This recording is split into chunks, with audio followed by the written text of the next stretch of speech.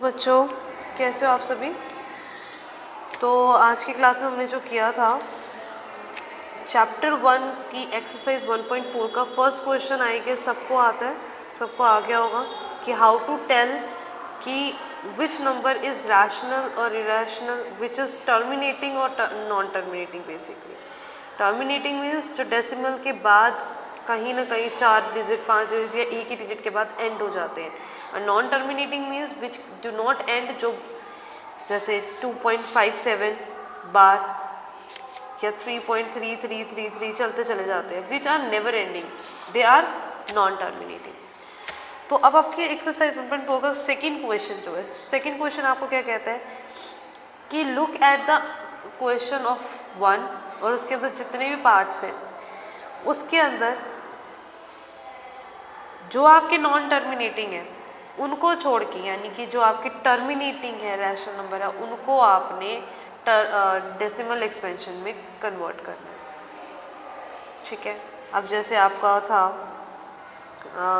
13/3125, I guess सबसे पहला था, तो 13/3125 दैट वाज टर्मिनेटिंग, और आपने वही पार्ट्स लेने हैं जो टर्मिनेटिंग है।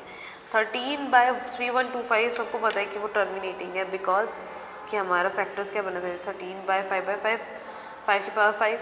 हमें टर्मिनेटिंग करने के लिए क्या चाहिए होता है, डिनोमिनेटर के अंदर 5 और 2 और बोथ, यानी कि 2 × 5 इसके फैक्टर्स आपके पास होने चाहिए, राइट।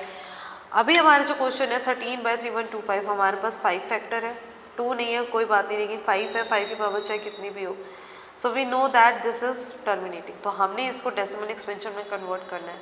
यू कैन डू जैसे आपको आता है कि 3125 से आपको 13 को डिवाइड करना है। 13 बाहर मत रखना, 3125 को अंदर मत रखना।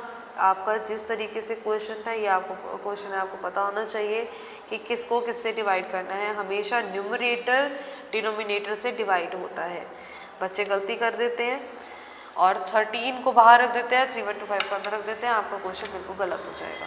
आप लॉन्ग डिवीजन मेथड से कर सकते हैं, डेसिमल में बनेगा, सब कुछ बनेगा, आपको सब कुछ आता है करना। लेकिन एक और मेथड है करने का, जैसे मैंने आपको क्लास में बताया था 13/5 की पावर 5। इसको करने के लिए आपने क्या करना है, आपने नीचे कैसे भी करके 10 या 10 का मल्टीपल लेकर आना है, यानी कि 10 का मल्टीपल किसी भी तरीके से कैसे लाओगे। अब 10 के मल्टीपल के लिए आपको क्या चाहिए होता है, 2 और 5 ऑफ द सेम पावर। अब 2 और 5 आपको सेम पावर के लिए चाहिए होता है, तो आपके पास 5 की पावर 5 तो है ही, व्हाट डू यू नीड, आपको चाहिए 2, और 2 की पावर आपको सेम चाहिए। अगर इसके अंदर 2 ऑलरेडी प्रेजेंट होता वो अलग से क्वेश्चन मैं आपको कराऊंगी, लेकिन अगर 5 की पावर 5 है, आपके पास 2 चाहिए, आपको 2 की पावर 5 चाहिए, तो आप क्या करोगे जिससे क्वेश्चन में आपका कोई फर्क ना पड़े, 2 की पावर 5 से मल्टीप्लाई और डिवाइड। उसके बाद क्वेश्चन बहुत ईजी हो जाता है, आप सॉल्व कर सकते हो। और नीचे आपका क्या बन गया, जब आपका बेस सेम होता है, याद रखना अगर आपका बेस अलग होता है, पावर सेम होती है, तो आपका क्या हो जाता है a × b की होल की पावर n। इसी तरीके से आपका बेस अलग है, पावर सेम है, तो आपका क्या हो जाएगा 5 × 2 की पावर 5। अब इसको जब आप सॉल्व करोगे, क्योंकि मैं आपको सिर्फ कंसेप्ट बता रही हूँ तो आप कर सकते हो, तो 5 × 2 10, 10 की पावर 5। ओके, अब इसको आप सॉल्व कर सकते हो आराम से।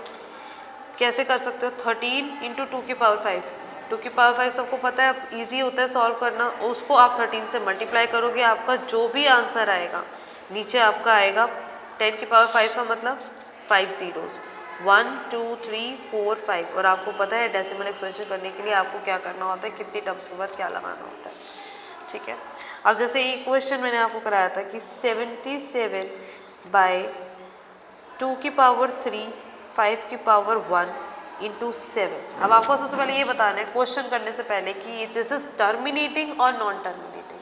आप कहोगे 2 और 5 के अलावा 7 भी है तो नॉन टर्मिनेटिंग है। बट मैंने आपको पहले कहा था कि जितना आप इसको डिडक्ट कर सकते हो, जितना सॉल्व कर सकते हो, आपको पहले वो करना है। तो आपने 7 से इस पहले न्यूमरेटर को डिडक्ट करना है अगर हो सकता है जितना। उसके बाद देखना है कि आपके डिनोमिनेटर में 2 और 5 के अलावा कुछ और बचा है या नहीं।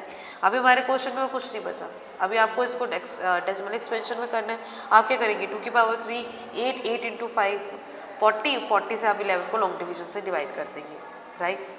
लेकिन अगर मैं इस मेथड से आपको कराऊं तो मैंने आपको बताया कि आपको यहाँ पे 10 चाहिए और विद द सेम पावर, ताकि पावर हो जाए। अब देखो 2 की पावर 3 है, 5 की पावर 1 है। अगर मैं इसको वो करूँ, लेकिन पावर तो अलग अलग है, तो 10 की पावर क्या बनेगी, 3 या 1, कुछ भी नहीं। तो आप इसमें क्या करोगे, आपने 5 को या 2 को, दोनों में से आपको कॉम्बिनेशन करना है। तो जो हाईएस्ट पावर होगी वही हाईएस्ट पावर में आपको कन्वर्ट करना है दूसरा नंबर में। यानी कि 2 की पावर 3 है, 5 की पावर 1 है, तो आपने क्या करना है, 5 की कितनी पावर में कमी है, 2 कमी है, तो आपने 5 की पावर 2 से मल्टीप्लाई और 5 की पावर 2 से डिवाइड आपको करना है। तो इससे क्या होगा, 11 इंटू 5 की पावर 2 यानी कि 11 इंटू 25 आ जाएगा, डिवाइड में 2 की पावर 3 एज इट इज़। और जब ये वाला आप देखो ये मल्टीप्लाई में है, तो जब बेस सेम होता है और आपकी पावर अलग अलग होती है तो इसको आप कैसे लिखते हो,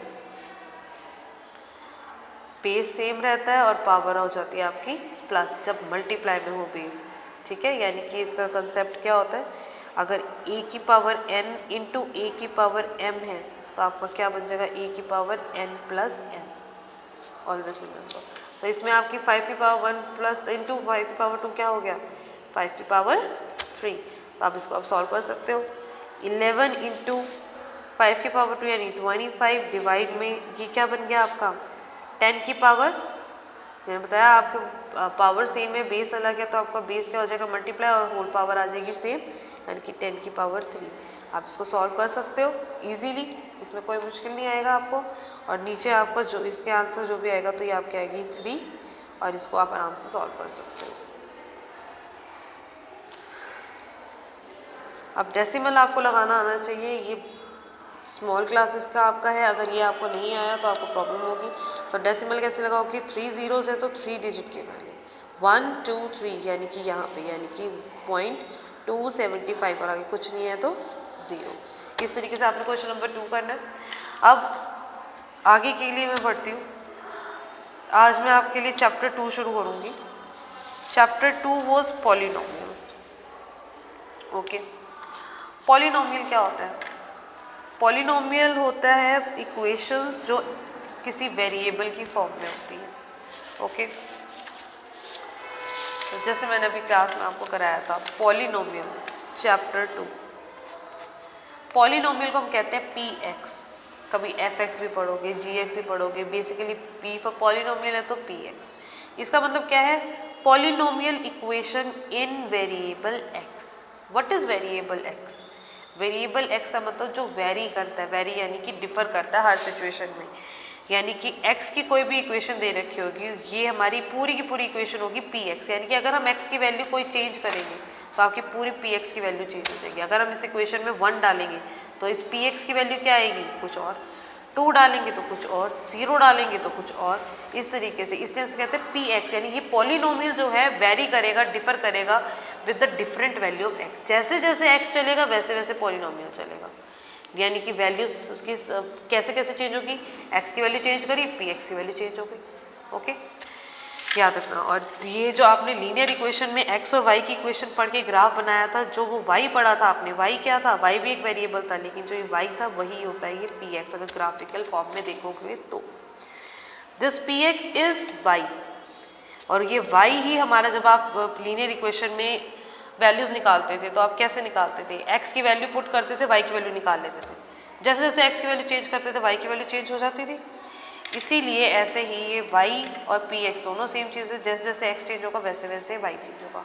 अब आते हैं zeros of x। What is zeros of x, zeros of x वो होते हैं जो पॉलिनोमियल में x की वैल्यू पुट करने से, जीरोज ऑफ x का मतलब x इज इक्वल टू 0 नहीं, यानी कि जिस जो वैल्यू आप x की डालोगे उसमें जो पॉलिनोमियल यानी इक्वेशन की वैल्यू होगी वो आएगी 0। जैसे इस केस में, उसके लिए आपको स्प्लिटिंग आनी चाहिए, x square plus 2x minus 3, इसमें आप कैसे स्प्लिट करोगे, कोफिशिएंट ऑफ x स्क्वायर और कांस्टेंट को मल्टीप्लाई करोगे तो क्या आएगा -3, -3 का मतलब क्या है कि मल्टीप्लाई करके आपका -3 आना चाहिए और प्लस या माइनस करके आपका आना चाहिए 2।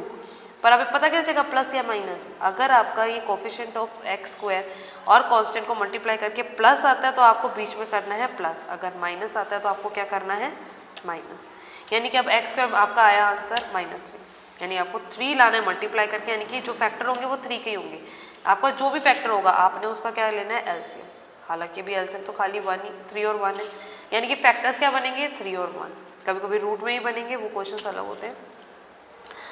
तो x square plus 2x minus 3 में आपने x square as it is -3 as it is. अब 2x को आप क्या करेंगे, 2x को आप करोगे 3x और 1x के फॉर्म में। अब आपको पता है माइनस करके आना आंसर, तो एक प्लस होगा एक माइनस होगा वो सबको पता है, पर कौन सा प्लस होगा वो देखोगे यहाँ से।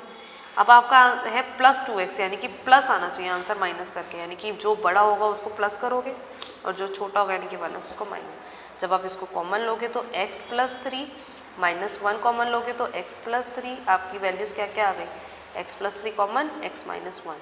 ये आपके आगे फैक्टर्स ऑफ दिस, यानी कि x प्लस 3 को भी 0 पुट करोगे, या तो ये वैल्यू होगी या फिर x minus 1 is equal to 0 because we have factors this. अगर हम इसको इक्वल 0 करेंगे तो क्योंकि 0 से मल्टीप्लाई करके तो आंसर 0 आता है, तो या तो ये 0 होगा तब ये 0 मिलके 0 आएगा, या फिर ये 0 होगा। तो 0 कैसे होगा? अगर हमारी x की वैल्यू होगी 1 या फिर x की वैल्यू होगी -3। अगर आप ये x की वैल्यू -3 और 1 इस पॉलिनोमियल इक्वेशन में पुट करोगे तो आपका आंसर अलग अलग आएगा, और आंसर आएगा वो आएगा 0। लेकिन अगर इसके अलावा कोई वैल्यू पुट करते तो उन्हें हर किसी में क्वेश्चन आंसर, यानी कि 1 और -3 के अलावा 2 0 वगैरह हर चीज़, तब आपका आंसर 0 नहीं आएगा। इसे हम कहते हैं जीरोस ऑफ x, जो वो वैल्यू ऑफ x जो हमारे क्वेश्चन को देती है आंसर 0।